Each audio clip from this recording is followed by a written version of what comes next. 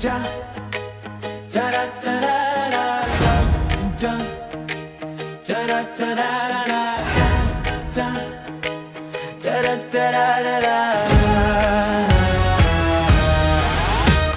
Dako niyang problema, iyang buhok na labong, puwerte ng nipisa, nahadlok siyang maupaw.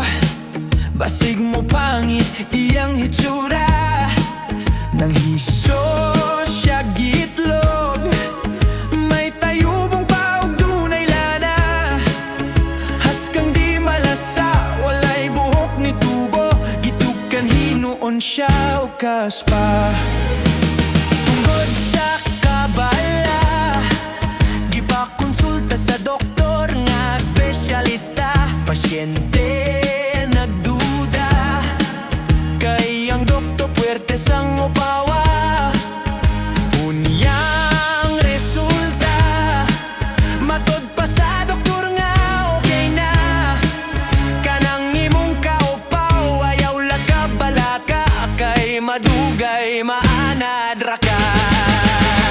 Ambot nga no, daghan dihang mga upaw gulo, apan ang bungot ug mga balahibo, labong pa man kaayo. Ang atong ulo, diha sa may hubon o galimpulo, kining dapit agyud sa tawo, maugayoy makalbo. Tambag murag pasiaw, ang lagong nga langaw, tambal kunos na upaw, inusnus lang sa ulo, buhok mo tubo, tagsa kadanggaw.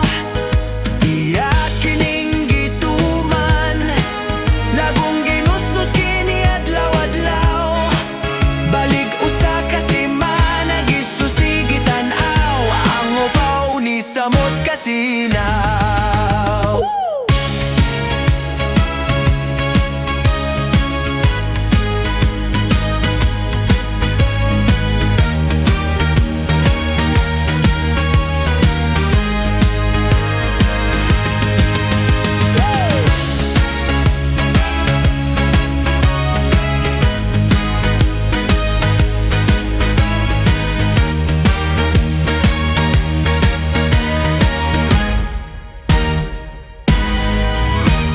Dako niyang problema, iyang buhok na labong, puwerte ng nipisa, nahadlok siyang maupaw.